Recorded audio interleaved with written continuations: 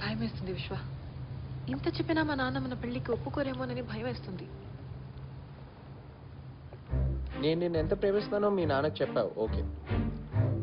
కానీ నువ్వు నన్ను ఎంత ప్రేమిస్తున్నావో నువ్వు నాకు ఎప్పుడేం చెప్పావా?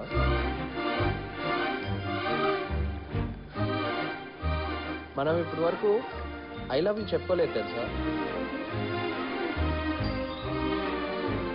ప్రేమంటే అదే అమ్మా నాన్న, అక్క చెల్లి, అన్న తమ్ముడు.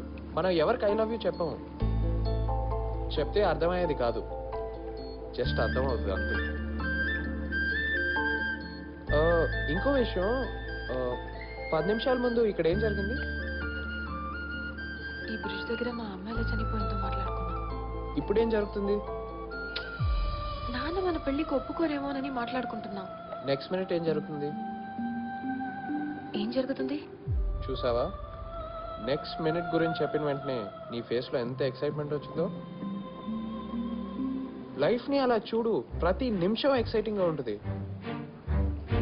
ప్రేమ గురించి ఏదో అన్నావే, మీ నానే కాదు వాళ్ళ నాన్న వచ్చినా కూడా చెప్తా.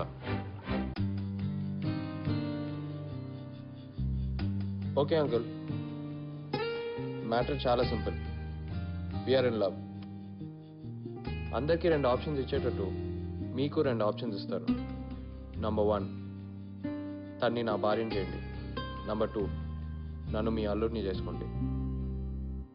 కాదంటే గొడవలు అవుతాయి. విన్నాను. రోడ్ల మీద పడి అడ్డమైన వాళ్ళతోటి గొడవ పెట్టుకొని తన్నులు తినడం, ఇంట్లో వాళ్ళతోటి తిట్లు తినడం. మీరు మమ్మల్ని అవమానిస్తున్నారు. ఇంట్లోకి రానిచ్చాను, సంతోషించండి. ఏం చూసుకుని మీకంత పొగరు? మాకేం తక్కువ? డబ్బు, అమితికి 500 కోట్ల ఆస్తుంది.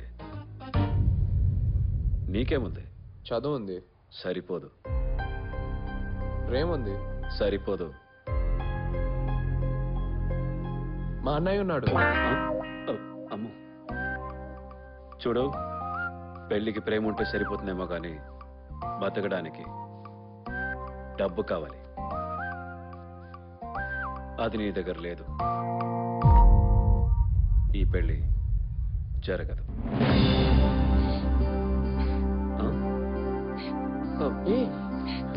రియా, మా అన్నయ్య ఏదో సరదాగా అన్నాడు. అవునమ్మా, బాధపడకు. కొంచెం ఎక్స్ట్రా చేశాను.